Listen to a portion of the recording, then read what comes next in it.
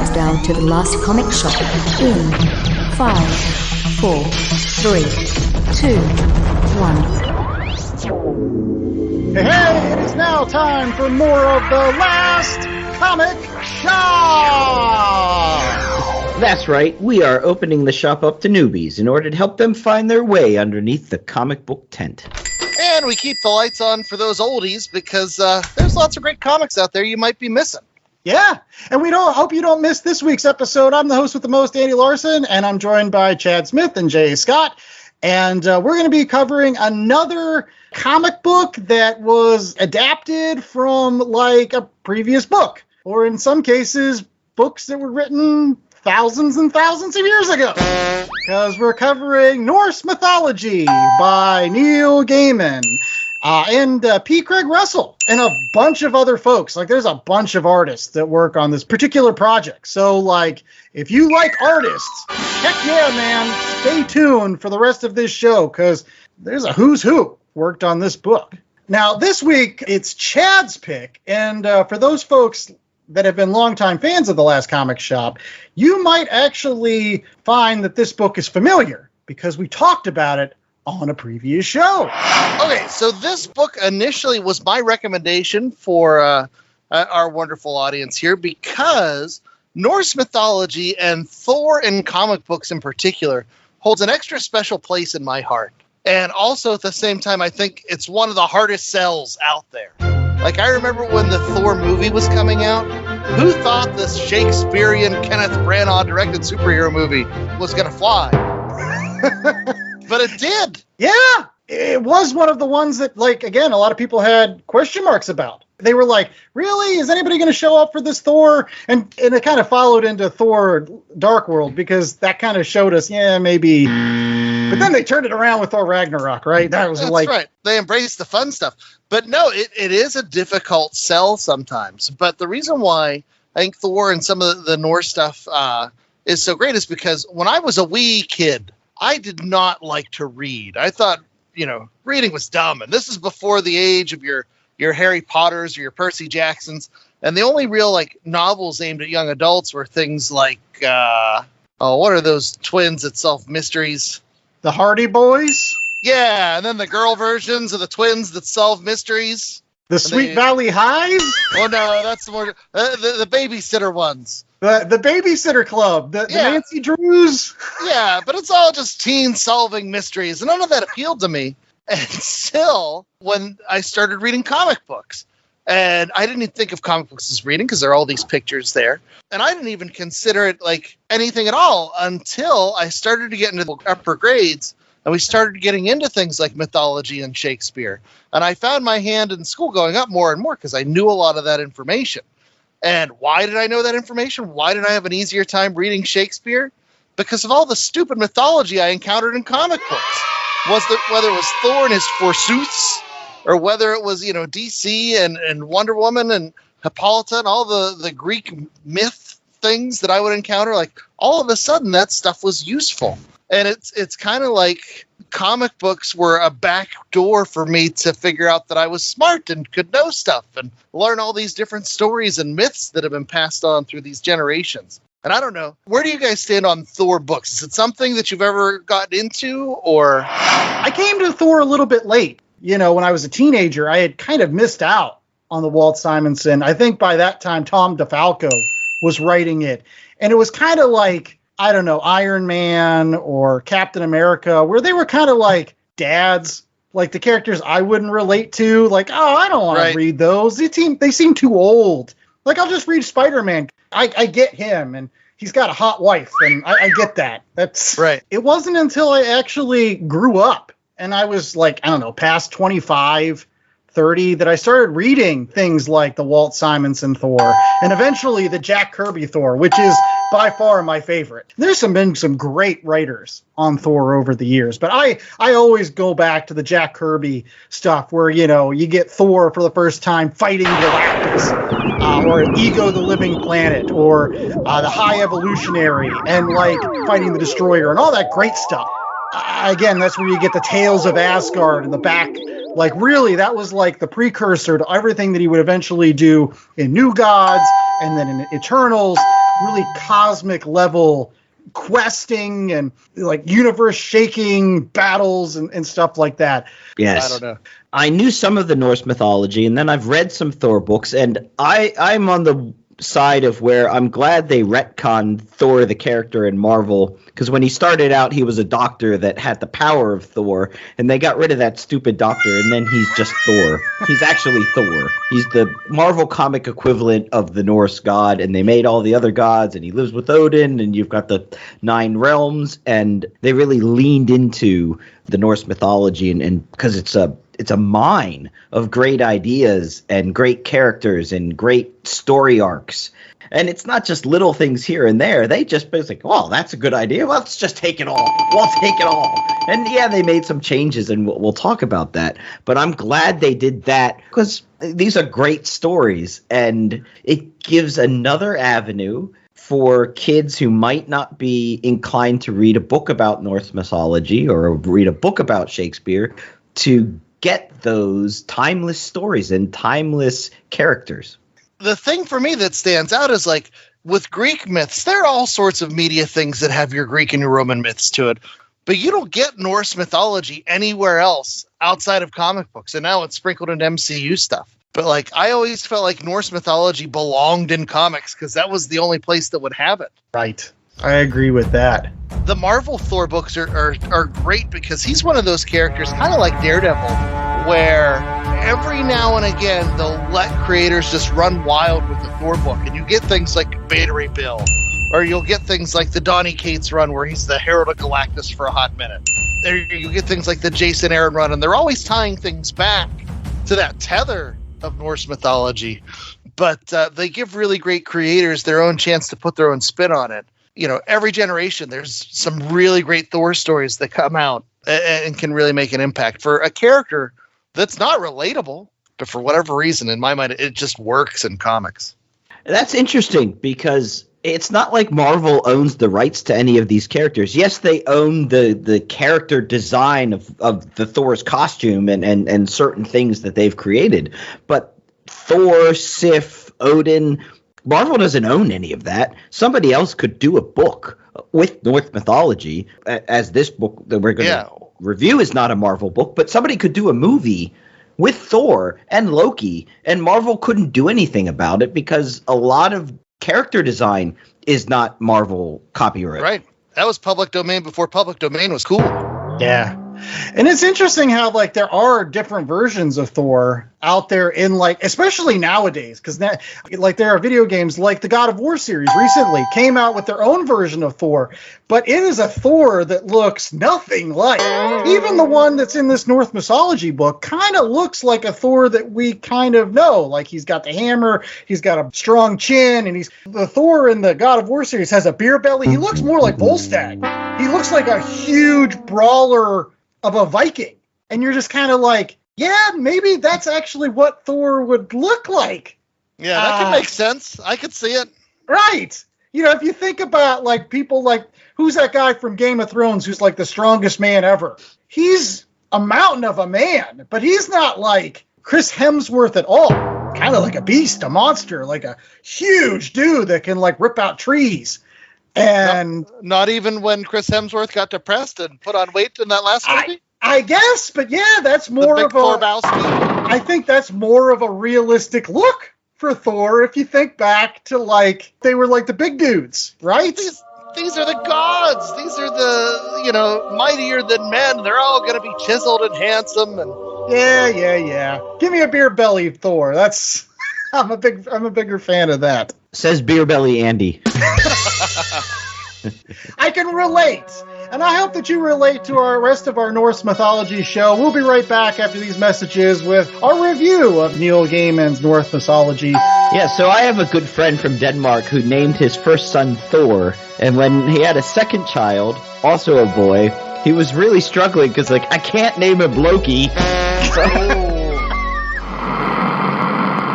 Has this ever happened to you? You're in bed, drifting off, and suddenly think, who would win in a tug-of-war match between Superboy and Merlin? did Marvel ever try to make a long-haul trucker into a superhero? How would it work out if I named my dog after a D-list supervillain? The answers, in order, are Merlin, Yes. And amazing. I'm Jessica. And I'm Mike.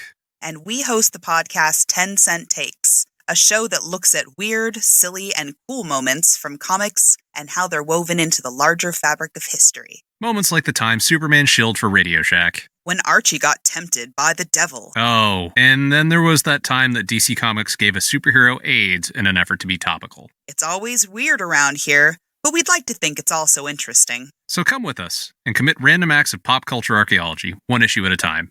If you'd like to learn more, head over to 10centtakes.com.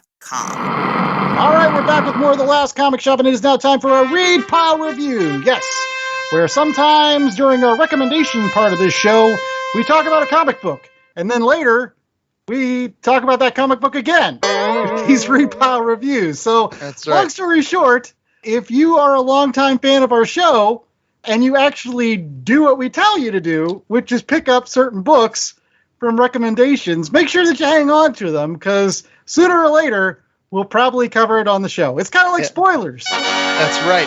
You never know when Andy's going to say, the book we're supposed to read didn't come out this week. What else? What else can we do? And I'm like, what about that one I talked about? I wanted to read a long time ago.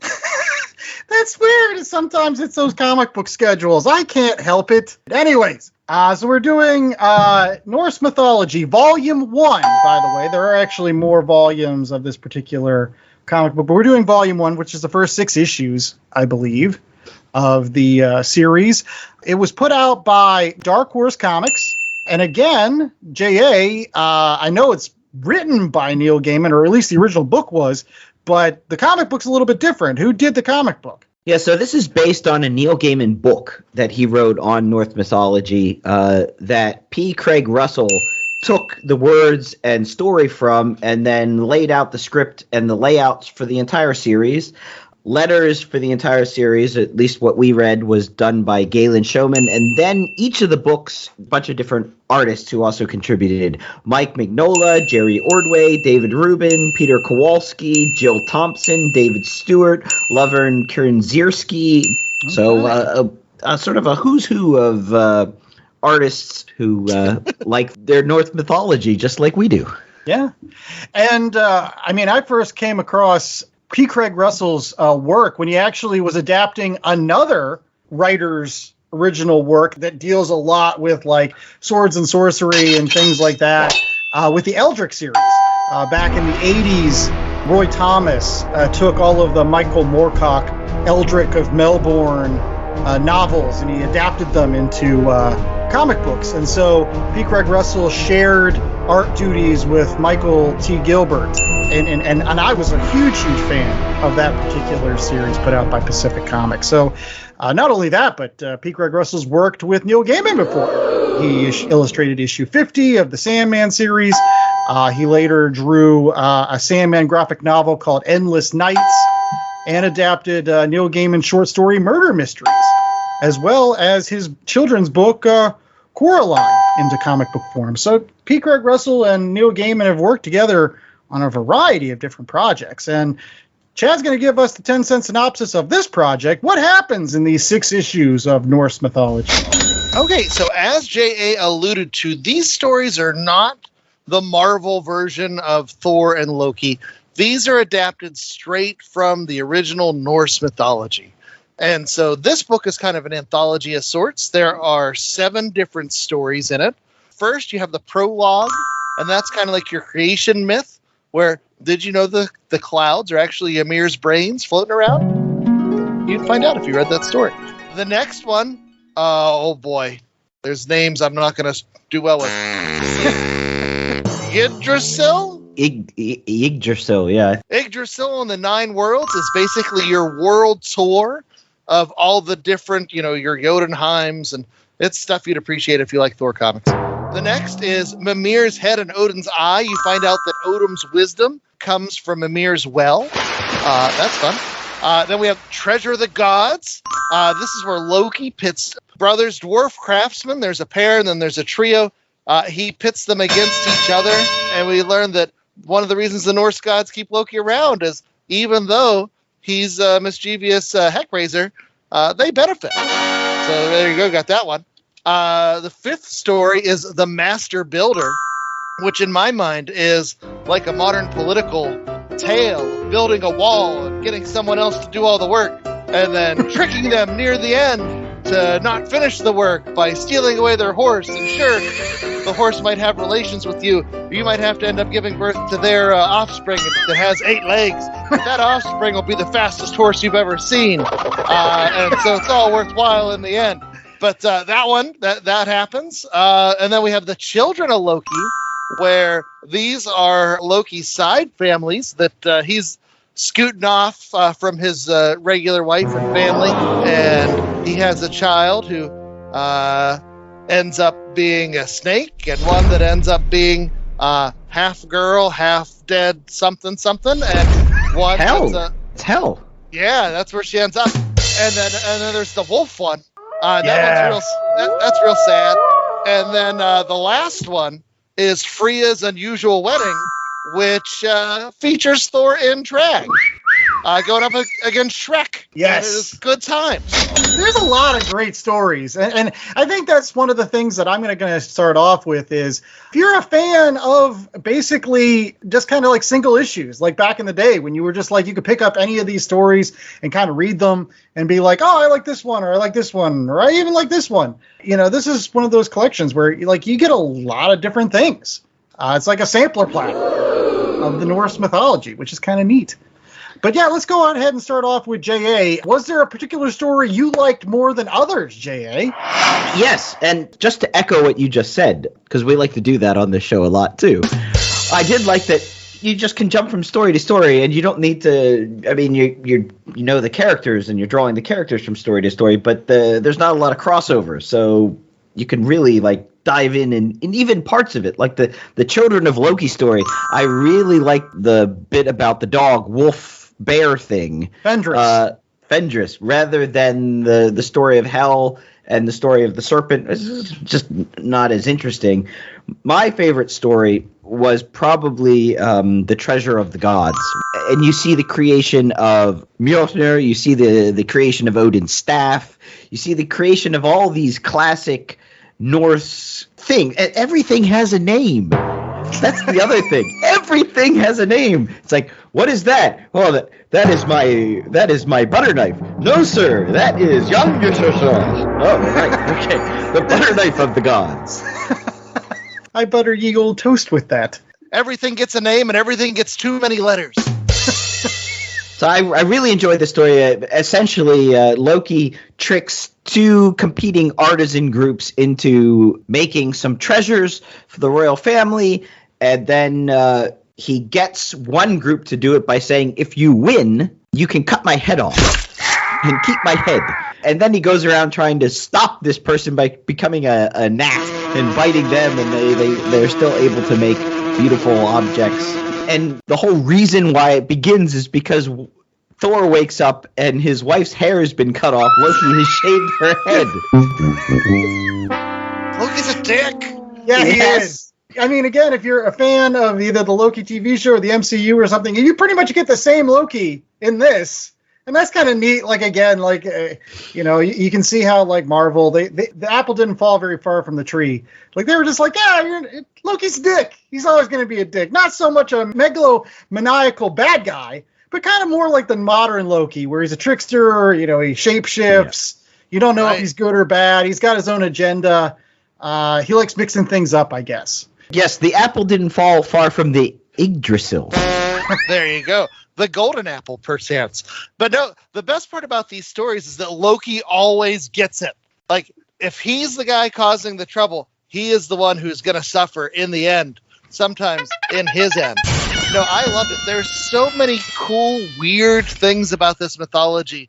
You want wisdom? You got to cut out your eye and throw it in this well. And they're like, okay. And then they drink from a horn, and now they're the wisest that there could be. Or when people just walk into town and they're like, I will build a wall for you, but I demand the sun and the moon and to sleep with the queen. And they're like, Let's think about it. These are deals that they're going to make in these creation tales. And it's so much fun. This is something, too, I mentioned earlier about how so much of Norse mythology I feel like belongs in comic books. And when I heard that Neil Gaiman had written the actual book where he went through and did the research and told those original myths, I'm like, oh, man, I've got to read that. And that was in 2017. And it's how many years later? I've still got to read that. But when it came out in comic book form, I was all about it.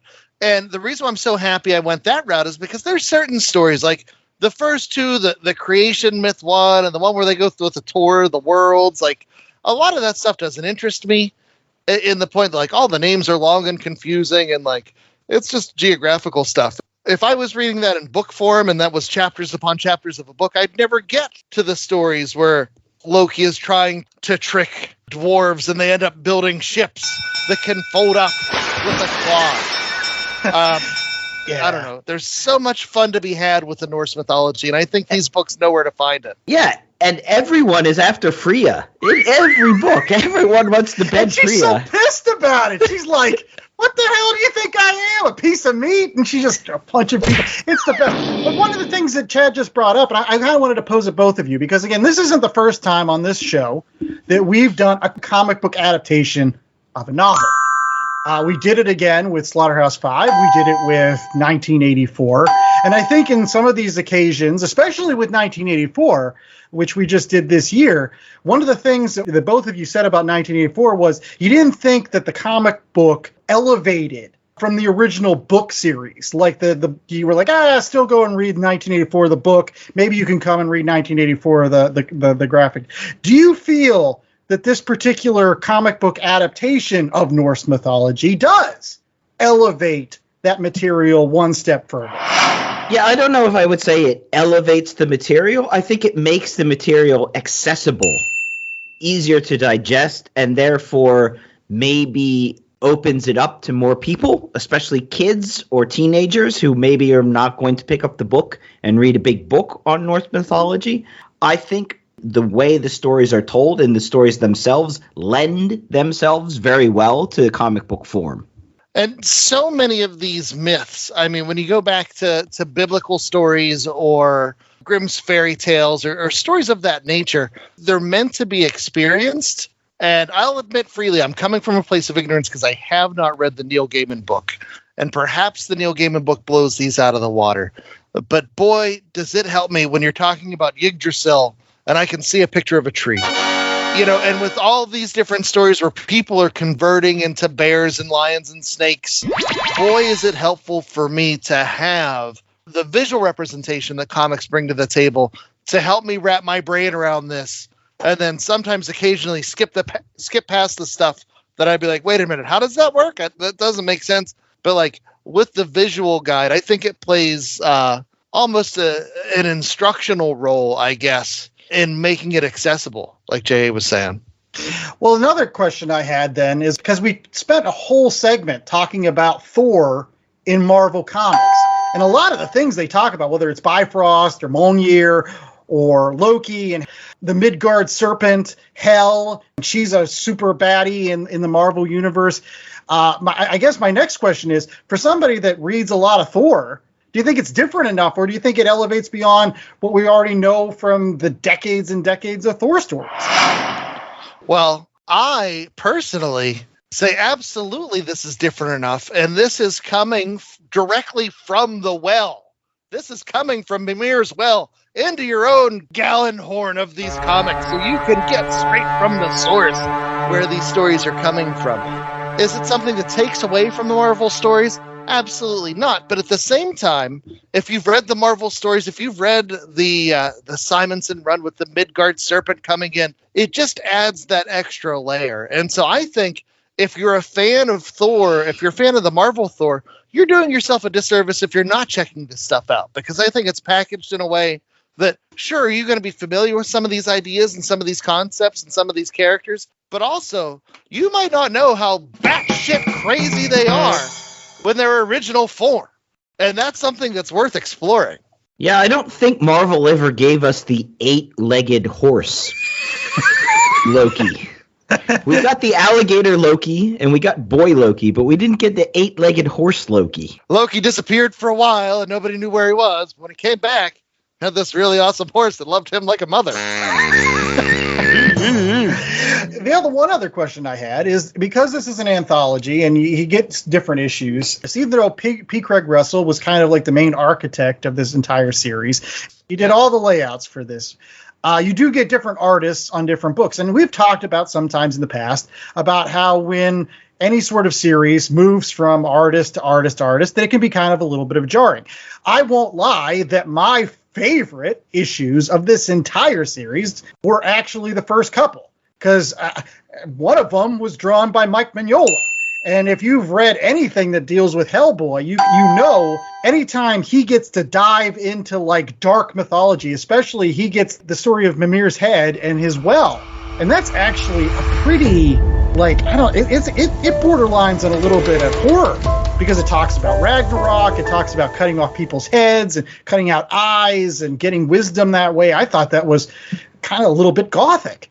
But the moment it switched from Mike Mignola, it was like a different track, and it kind of threw me off a little bit. What did you guys think of the different artists? I didn't mind it. I think it works for this because each story is its own little thing. And the way these myths were originally told, they're told verbally, orally, by different, storytellers. One storyteller might know one story, one storyteller might know another story. So if you approach it in that sense, each of these stories is a self-contained thing, and the artist is sort of, he's the oral soothsayer. He's the one telling the story to you. So in that respect, I think it works. And not every story carries the same weight with it, or the same gravitas, or there's some stories that are fun stories, some stories that are very serious and more, horror influenced. And I thought that having different artists with different aesthetics worked in that respect. And I agree absolutely. And also in terms of the history of comic books, where you have these anthology series, in an anthology, that's what you're going to get. You're going to get varying artists telling their own takes on the tales. And I love how J.A. just equated that to the different storytellers. And when you think about it, how true that really is, where it's like Thor's hammer is not going to look the same from one storyteller to the next, most likely. But the basic gist is there. And I thought, while there were some art styles that wouldn't be at the top of my list, I didn't think there was a bad one in the bunch. And especially with how many different emotions come across in these stories, whether it's Freya getting upset over how many times they put her in these binds, all these men around her are making all these deals. And she's like, you suggested it. You talked these idiots into doing it. And all these people are standing around. And like, I just love that every story, ultimately, they blame Loki. And there's like just people staring at him. Like, oh. And then they're threatening. Like, every story is just Odin telling Loki the terrible ways he's going to die. Oh, it's so fun. But no, I think each artist was able to successfully lean into everything they needed to portray. Whether it was the skeeziness of Loki and that Children of Loki story, and like, how bad did you feel when you get to the story with the wolf? Is it Fenris? Yes, Fenris. Yeah, and the warrior god Tyr. Yeah, so you have Tyr, the warrior god, and he's befriended Loki's child Fenris and raised him from when he was a young pup, basically, into his cave bear phase, when he was as big as an elk, and then they're testing him. And he's breaking all these chains and just staring at them. It's like, listen, I broke through your chains. Remember this. Each moment of the story, you could see the savagery. You could see the power. And then at the end, where they're like, we need to try these extra special chains. And he's like, I'll do it, but I want one of you to put your hand in my mouth. And Tyr signs up for it. He's like, go ahead. And you see the betrayal on both of their sides, whether it's Tyr or Fenris. It's so heartbreaking. And then Fenris is shouting about, I'll eat the sun! I'll eat the moon! Brutally destroyed by the Asgardian gods, because that's another thing they do in all these stories. Yeah. They get themselves deep into the stuff, and then they kill everybody. Did anybody else feel like there was a parallel in that story to, like, again, what happened with Planet Hulk? In the Illuminati just firing Hulk off because we don't want to deal with you anymore, Hulk. Like, you can go be by yourself. And he's like, I'll get revenge on all of you. It seemed like something, again, the Marvel Universe does the Hulk all the time. They try to wrap him up in chains because they don't understand his power or don't trust his power, that he won't eventually turn on them. I'm not going to turn on you. I don't know why you keep on doing this to me, but now I'm pissed because you keep on doing this to me. So I agree that was kind of like the most bittersweet of all the stories, because Fenris he didn't deserve that in the end. He didn't have malice, at least not initially. Right. But Owen had seen it through the eye. And that's like, it's so fun. In all these stories, they reach a point where it's like, oh, Thor's back now. You're all going to die. Well, one other thing that we'll be right back with our rating, because everyone loves those. So stay tuned. The Last Comic Shop right after these commercial breaks as we weave some of those myths. Do your hobbies include comic books, movies, television, and or video games? Are you always behind with the latest news in the world of nerd? Well, look no further than The Oblivion Bar, a nerd culture podcast. Oh, great Scott! Hosted by Chris Hacker and Aaron Knowles, The Oblivion Bar offers a weekly review of all the latest breaking news, in-depth discussions far beyond whether Han shot first, and newsletter section, where you, the listener, send in your questions to be answered live on the show. New episodes every Monday, available on Apple Podcasts, Spotify, Stitcher, iHeartRadio, and Google Podcasts. I'm just so freaking excited! You can also find us on Twitter at Oblivion Bar Pod. Come join us at the Oblivion Bar Podcast. Hope to see you there. Looking for a podcast all about nerddom? Want a podcast with an emphasis on representation? The Nerd Alternative is the podcast for you. Join me, Ram. Me, Hassan. And me, Levi. 3 black British nerds tackling the pop culture we love and sharing why we love them. The Nerd Alternative, a sweet melting pot of all things nerdy. All right, we're back with more of The Last Comic Shop, and it is now time for our ratings, where we rate things? That we do, Chad. We do rate We take things. some big logs of wood and we carve out a rating and blow life into it, sort of like Odin creating all the gods and humans, and we say, this is what it is, and this is what it shall be. So what is it this week, J.A.? You are usually the one that breathes life into our rating scale, at least. 1 out of 4 what's this week? So there are 9 realms in Norse mythology, so we're going to go with realms. 1 out of 4 realms. Yeah. Are you? Is it a Jotunheim and Asgard and Midgard type book, or is it more of a Nidavellir and Alfheim type book? Yeah, I just want you to pronounce the names of all the realms, because that's something I could never do. I want you to give birth to a 10-headed beast out of your armpit. That's which they did not have enough art on. It's just this tiny little picture. I wanted more of the 10-headed person. And also, like that's another one of my favorite issues, was just all that P. Craig Russell stuff at the beginning. Who wants to see like P. Craig Russell actually now do a Thor book where he gets to draw Surtur as badass as Surtur looked at like the beginning of that, like all draped in shadow with like holding this? He looked downright menacing. That is Apocalypse or an Armageddon I can get behind right there. But we'll go ahead and start off with Chad, because again, it's his book this week. So how many realms are you visiting this week, Chad? Okay, so my praise for this has been effusive. I really do think this is fantastic stuff. And for somebody like me that likes to pretend that I have academic pursuits behind a lot of the things that I'm reading, I can really justify this as something that's expanding my worldview and my horizons. With that said, as part of an anthology series, I know that while I may have loved this, there are probably going to be stories in here that aren't for everybody. And so I'm going to say it's a 3.5 realm. I still think it's great. Personally, for me, it's a 4, but I think when factoring in other folks, I'll ding it just a little bit because of the inconsistency of anthologies in general. And the fact that some people might not be able to wrap their heads around people eating the sun and the moon and marrying the queen who's already married and her husband being like, yeah, okay, it's a deal.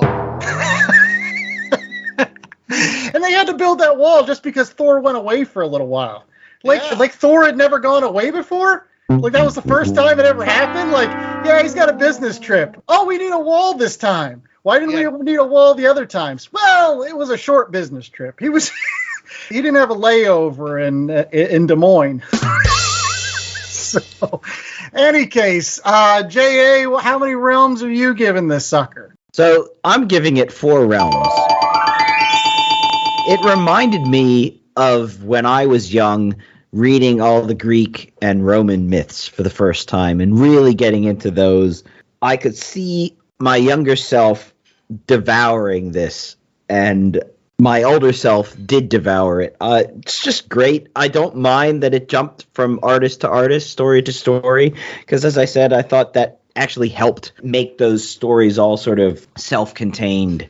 And then you could take a break, and then you're reading another story. You didn't have to carry over all this baggage from story to story, and you could appreciate each story on its own merits.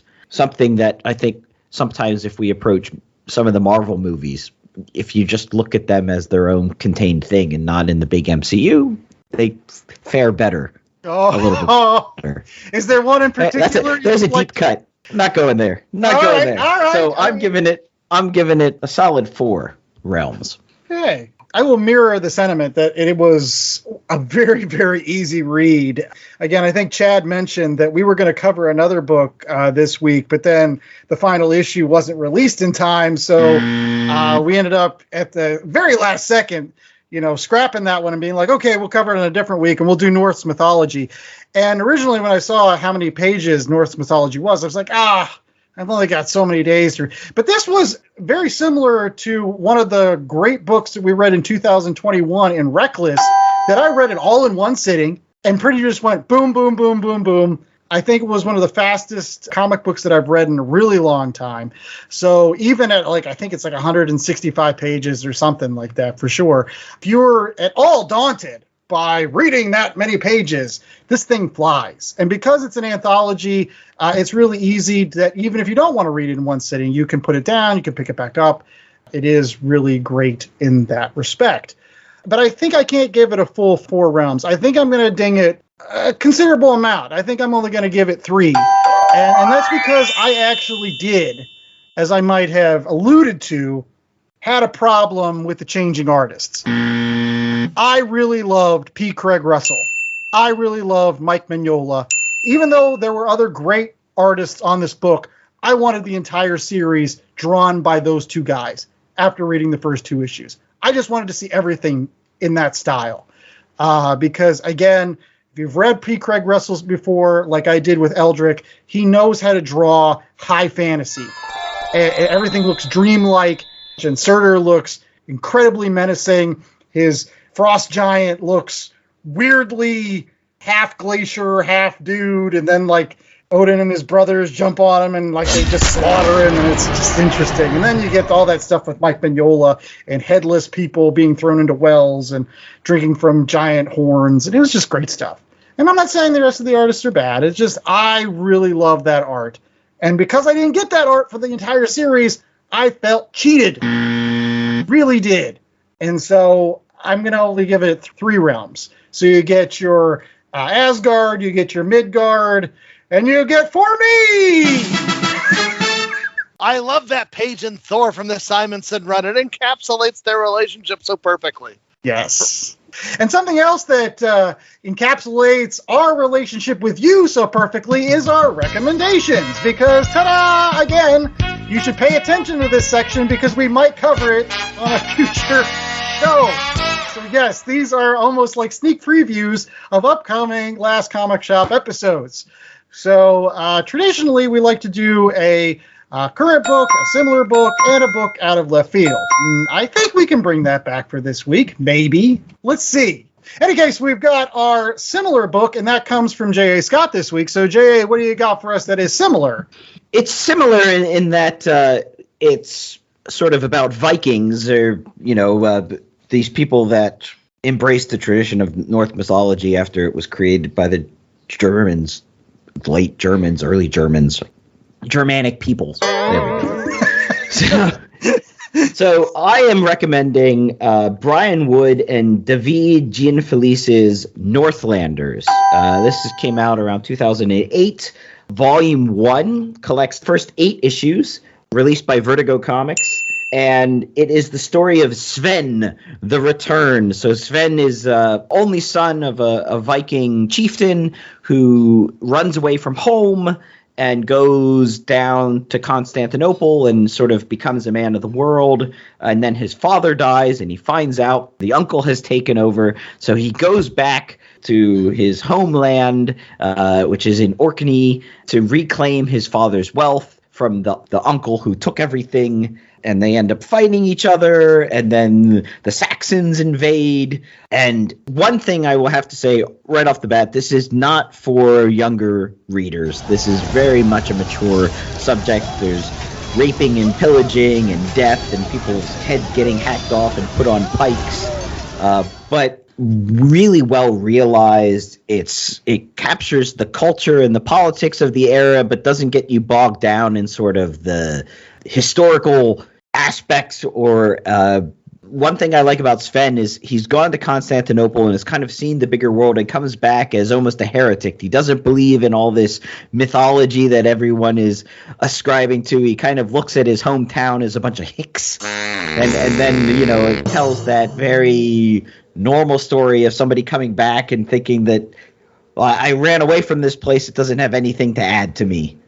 And then you find out, actually, no, some of this stuff that I ran away from I needed, and I have to relearn what I've forgotten, but I'm bringing everything that I've learned in the meantime back. So it's the guy coming back from college thinking that he knows everything, and he doesn't actually know everything. Nice.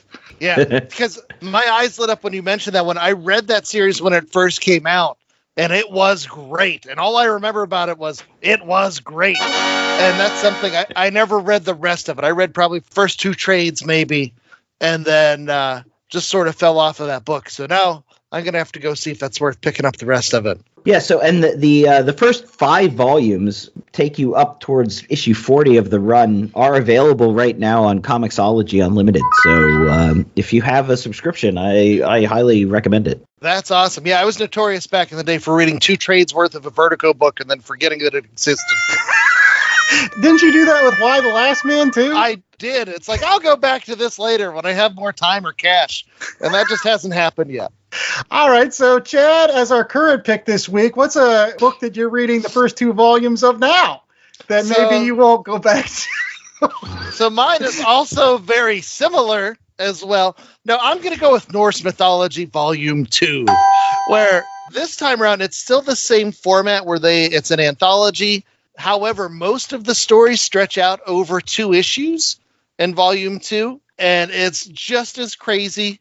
You get the meat of poets, and you find out where good poetry comes from, and there's a little side note at the end of where bad poetry comes from. I'll give you, it involves Odin turning himself into a bird and then drinking this blood-drenched honey mead, and then he pours it into a vat, and that's where the good poems come from. But at one point during the fight, he sneezes and farts, and stuff comes out the other end, and that's where the bad poems come from. Because this is how Norse mythology works. Okay? And there's another story where, through some machinations of Loki, steals golden apples, and somebody's dad that ends up dying, and she shows up, and of course they're going to make deals. And they say, listen, we promise 3 things. 1, we'll give you a husband to replace your lost father. 2nd, we will make you laugh again. And then glass will make it so that your father will never be forgotten.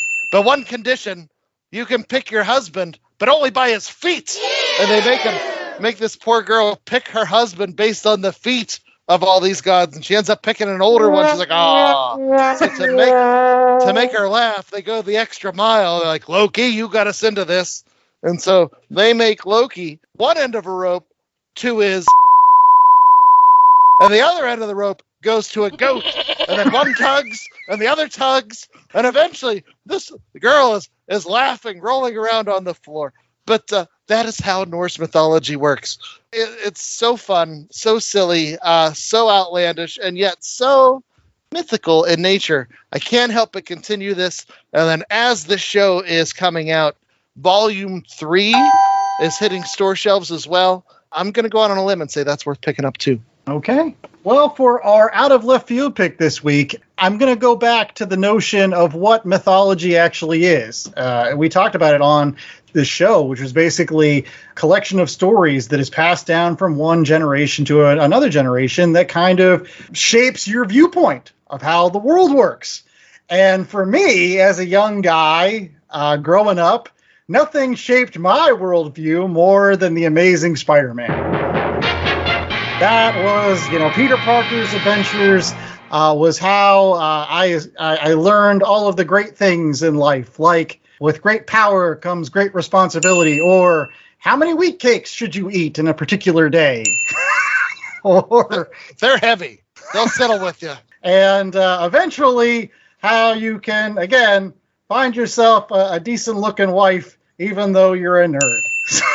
So all these things, I kind of said, these are the great things that I'm going to learn in life. And right now, I'm actually in the process of passing on those stories to my own son, Jacob. So for today, I'm going to make sure that everybody else knows that they should go out and pick up some of that fantastic Stan Lee, Steve Ditko, Amazing Spider-Man, especially stuff that you can find in Marvel Masterworks Amazing Spider-Man Volume 2, which has issues 11 through 20. And if you're wondering why I picked those issues, I feel that they're better than 1 through 10. Why? Because you get a better Rogues Gallery members in those later issues. You get Mysterio's first appearance, you get the Green Goblin, which we can all agree is probably one of the biggest heavy hitters of Spider-Man's Rogues Gallery, and he doesn't show up till issue 14. So that's kind of crazy. But he's so awesome that they had to bring him back like 2 issues later. So like you get that, you get Kraven, you get Spidey Strikes Back, where he's swinging through and he's got to fight the Sandman and stuff, and you get the Scorpion and all these great things.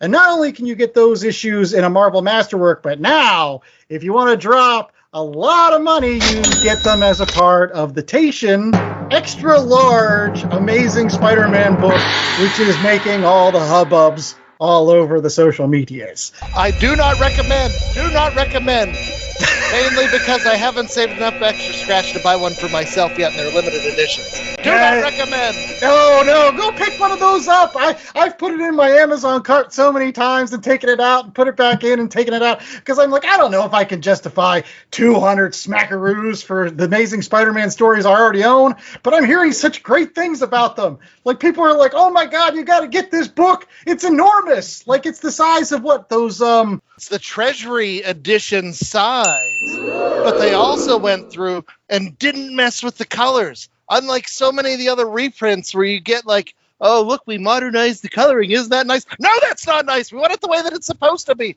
And the Taschen books do things the way it's supposed to be, and they're beautiful. So I'm guessing the moment you have enough scratch, Chad, you're going to get this, right? It's like it's a... Do not recommend! Do not recommend! All right. Well, one thing we do recommend always is that you come back to the Last Comic Shop, and you can do that by rate, reviewing, and subscribing to our podcast on a myriad of platforms that you can find by going out to www.lastcomicshoppodcast.com. It's our terrific website where we've got all of them. All of them. They're just all there. So, like, if you need a link for some place, go to our website. You'll find it, especially YouTube.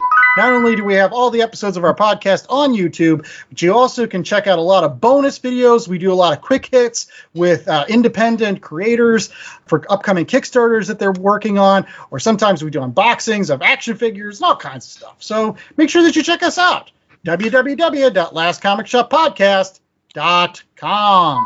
And you want more bonus content? Find us on the socials. You can see us on Twitter and Instagram at Last Comic Shop, where you might see things like our Wednesday polls, or what books we're picking up at the comic shops ourselves, or even daily comic factoids and tidbits, and whatever else we feel like throwing on the internet. And we also have a link to our merch store on the website, so you can go get up some nice Last Comic Shop merch, including t-shirts, tote bags, and maybe Thor's hammer or two. Oh, well, Sometimes power tools are good to have. I wonder if Thor has other ones. Like, does he have a screwdriver? Does he have one of those plane things? What do they call it? What do you mean? This is Norse mythology. He has all that stuff and it has a name. What's his belt's name? What's his helmet's name? They all have names. His workbench, is that the Lathe of Heaven? That's another good book. Any case, we should have a special. If you buy like 5 shirts and a tote bag, you have the chance to have Freya's hand in marriage. And while we might be the last comic shop podcast, our goal is to not actually be the last comic shop. So we encourage all of you to head out to your local comic shop. If you need one, go to the comic shop locator at www.comicshoplocator.com, where you can find some awesome things like Norse mythology or all these fun Thor books, or some of our recommendations like Norse mythology. Sorry, doubled up on that one. But also things like Northlanders, which is fun Viking stuff, or Marvel Masterworks Amazing Spider-Man Volume 2 for some of those classic myths by Stan Lee and Steve Ditko. All that and more is waiting for you at your local comic shop. Check them out.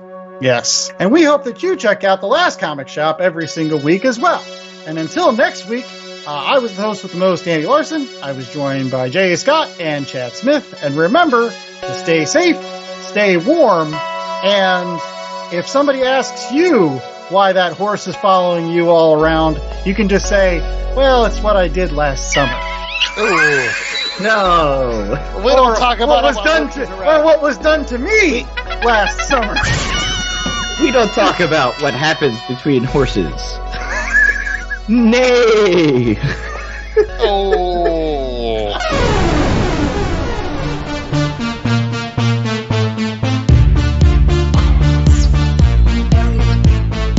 The Last Comic Shop was a 2022 Black Angus production.